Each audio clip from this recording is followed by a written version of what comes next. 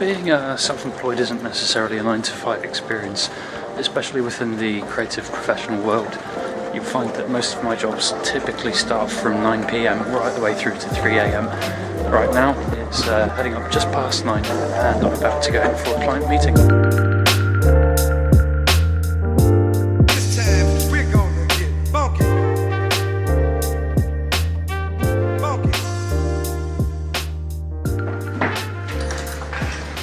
So yesterday's client meeting went pretty well. It was just a case of them returning back to the city and discussing new requirements that they're looking forward to expanding into come the new year.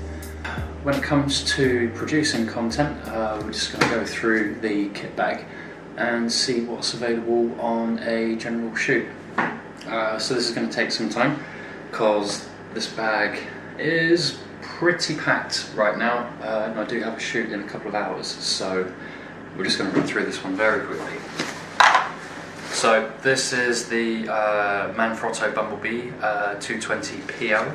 I actually picked this up very recently just purely because it carries everything that I need in one bag. So without further ado, we have 5D Mark III body, 70 to 200 2.8, 24-70 2.8. These generally are incredible lenses for what they do. If the 24-70 2.8 is a little bit too heavy, I do use a 24 to 85 from time to time, purely because carrying the 5D Mark III with the grip and a trigger on top does weigh down on my wrist, so the 24-85 is quite easily well under half the weight there, so that allows me to continue working for many hours without getting fatigued too much. This is my Yongnuo YN600EX. It's an okay flash gun. I do go through a lot of flash guns. I've stopped buying the genuine Canon ones purely because I can't justify spending 500 on something that I do actually break within the space of 6 months.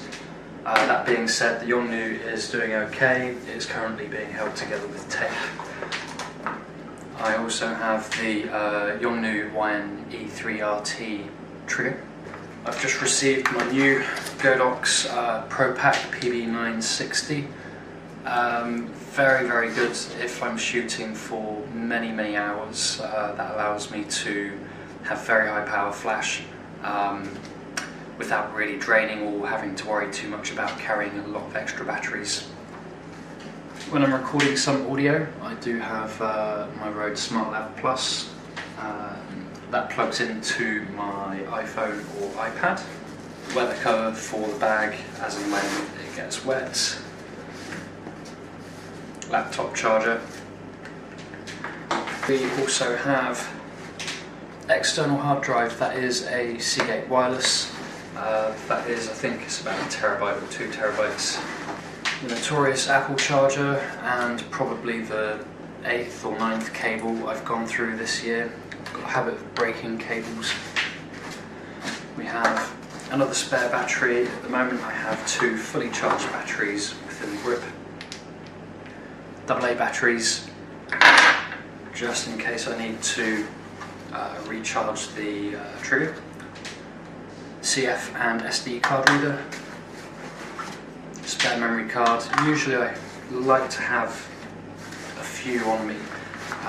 I've got 2 in the camera, and that one has Magic Lantern if I do want to do some video a little later on. We also have the iPad. I find the iPad is starting to get better in terms of editing content. I do have the Lightning 2 SD card reader. That little dongle there, that plugs straight into the iPad or the iPhone, and it covers the job quite nicely. Platform for the flash, so sometimes I can attach it to the Joby that I've got on the Canon EOS M3, which is currently filming right now. And the MacBook Pro, sadly the last good one before they all went to crap. That is a 2014 i7 spec, and it's good. It's a general workhorse for everything that I need to do. Black Rapid RS7 strap, I've had this for quite a few years now. They're good, I do like these ones. And that is generally a moderate setup for probably about 60 to 70% of my events work. I do sometimes take prime lenses if I'm photographing something in a lot lower light. I do have a 35 f2, 50-1.4 and an 85-1.4. The primes can be absolutely amazing in low light conditions, and if there's something that's going to be slightly extra special, 70-200, 24-70 generally are pretty decent, but I do notice that the primes just have the slight edge, both in terms of general sharpness, and if I need to go a stop or two brighter in extreme low light, say for DJs or for very ambient lit weddings, these lenses do tend to struggle a little bit. The primes can be a little bit better. That also being said, I do go to weddings with a second body, just so I don't need to change every 20 to 30 shots between different lenses. The video is currently being filmed on my EOS M3 with the Joby original grip. I'm looking at doing this blog for several reasons. A few people are approaching me asking how to get involved within the industry of becoming a professional photographer.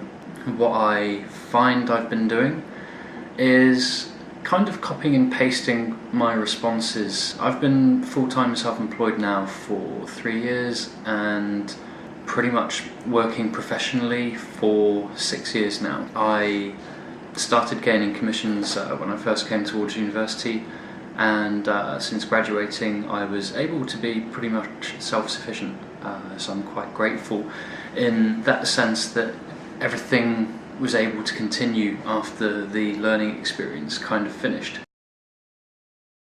So what I have noticed is over the last couple of months a form of complacency setting in and me not necessarily challenging my limits. So that's one thing that I kind of need to get on top of. I need to start investigating more things such as video production, securing clients outside of my existing network, and generally pushing towards a higher level and quality of work.